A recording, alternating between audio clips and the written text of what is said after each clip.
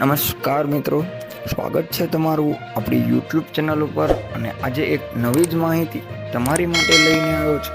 જેમાં વાત કરીએ તો ભાવનગર જિલ્લાના ઘોઘા તાલુકાના ગરીબપુરા ગામે કાળજુ કંપાવી નાખે એવી ઘટના સામે આવી છે. હડકવા ઉપડવાના કારણે એક યુવક ગંભીર રીતે ઈજાગ્રસ્ત પામ્યો હતો અને આખરે તેનું મોત થયું.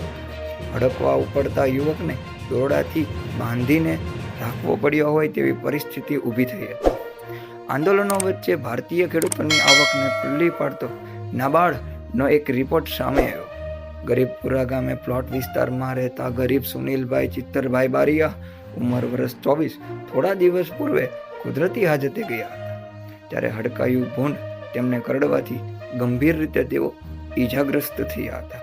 આ ઈજાગ્રસ્ત થવાને કારણે ત્યારબાદ તેઓ હોસ્પિટલમાં સામાન્ય સારવાર પણ લીધી હતી, પરંતુ સારવારમાં પૂરતી કાળજી રાખી ન હોવાથી હડકવા પડ્યો હતો, જેના કારણે 6 ડિસેમ્બરના રોજ તેઓનું અવસાન થયું હતું. જેની વિગતે આપણે વાત કરીએ તો ભાવનગર જિલ્લાના ઘોઘા તાલુકાના ગરીબપુરા ગામે કાળજુ કંપાવી નાખે એવી એક ગંભીર ઘટના સામે આવી છે. હડકવા પડવાના કારણે એક યુવક ગંભીર રીતે ઈજાગ્રસ્ત પામ્યો હતો. આખરે તેનું મોત નીપજ્યું હતું. હડકવા ઉપડતા યુવકને દોરડાથી બાંધીને રાખવો પડ્યો હતો. આંદોલનો વચ્ચે ભારતીય ખેડૂતોની આવકને ખુલ્લી પાડતો નાબાર્ડનો એક રિપોર્ટ સામે આવ્યો. ગરીબપુરા ગામે પ્લોટ વિસ્તારમાં રહેતા ગરીબ એવા સુનિલભાઈ ચિત્તરભાઈ બારિયા, ઉંમર વર્ષ 24, થોડા દિવસ પૂર્વે કુદરતી હાજતે ગયા હતા.